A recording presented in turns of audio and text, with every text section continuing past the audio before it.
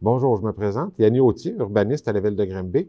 Aujourd'hui, je vais vous présenter le projet de règlement PPIT 34-2021, un projet de règlement qui vient modifier le règlement de zonage. En premier lieu, il y aurait lieu d'apporter une modification au projet de règlement. À l'article 3.4, on fait mention que dans la nouvelle zone GH15R, on viendrait autoriser des habitations multifamiliales R4+, avec la note 16, ça serait à changer pour la note 17.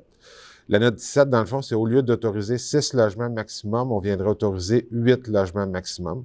Fait que c'est la modification apportée à l'article 3.4. À l'article 2, dans le fond, c'est des normes concernant les enseignes qu'on va venir modifier. On va venir autoriser, dans certains cas, pour des enseignes directionnelles d'information, d'orientation, donc des enseignes qui sont sur le terrain, soit sur le terrain ou sur un bâtiment, qui va donner des indications pour les directions, soit pour se rendre au bâtiment, l'entrée principale, indiquer l'entrée principale d'un bâtiment, des choses comme ça. On va venir autoriser pour que les grands bâtiments de 600 mètres carrés et plus et d'une hauteur de 3 étages et plus, la superficie maximale, au lieu d'être 0,5 mètres carrés pour ce type d'enseigne, ça va être 1 mètre carré qui va être autorisé. Également, on va venir autoriser que pour ce même type d'enseigne, mais pour des aires de stationnement, indiquer où est-ce qu'ils sont les aires de stationnement ou le sens des allées de circulation, on va pouvoir permettre, dans le cas où est-ce qu'on a des grands bâtiments, encore 600 mètres carrés et plus, et 3 étages et plus, que la superficie, au lieu d'être 0,5 mètres carrés, puisse être augmentée à 1 mètre carré. À l'article 3, on va venir créer une nouvelle zone au niveau du règlement de zonage. Ça va être la zone GH15R. C'est une zone qui va être située au sud de la rue Lindor et à l'est de la rue Irwin.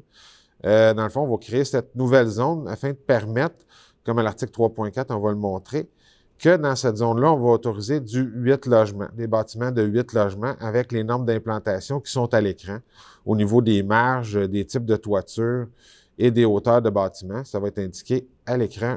Vous allez avoir, on va autoriser jusqu'à 8 logements dans cette nouvelle zone-là, comparativement à de l'unifamilial jumelé comme présentement il est autorisé.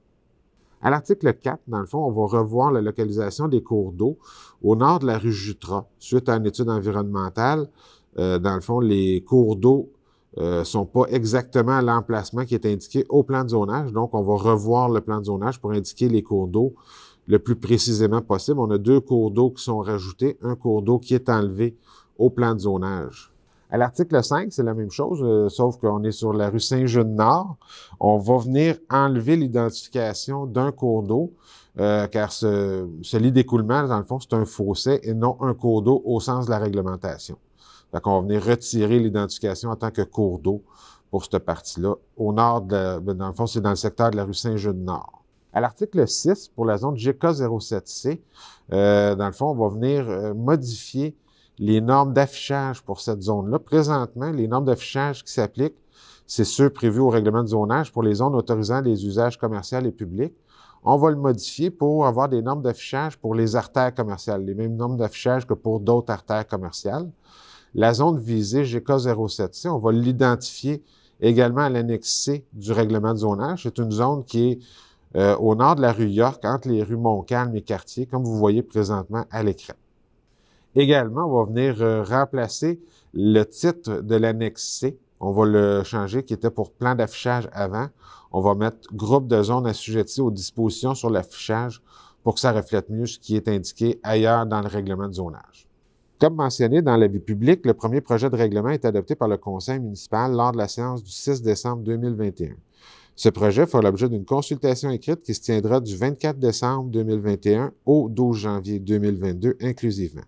Durant cette période, nous invitons les citoyens à nous faire part de leurs questions ou de leurs commentaires, soit par courriel ou par écrit, en suivant les indications mentionnées dans l'avis public que vous trouverez dans le même onglet que la présente capsule. De plus, si la situation sanitaire le permet, une assemblée publique de consultation sera tenue à l'Hôtel de Ville le 12 janvier 2022 à compter de 18h30, au cours de laquelle on expliquera également le projet de règlement ainsi que les conséquences de son adoption et entendra les personnes qui désirent s'exprimer sur ce sujet.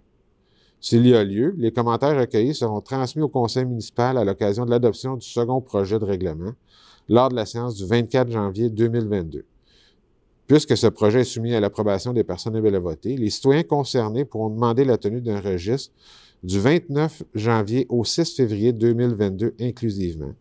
Un second avis public détaillant la procédure à suivre pour demander la tenue d'un tel registre sera publié le 29 janvier 2022.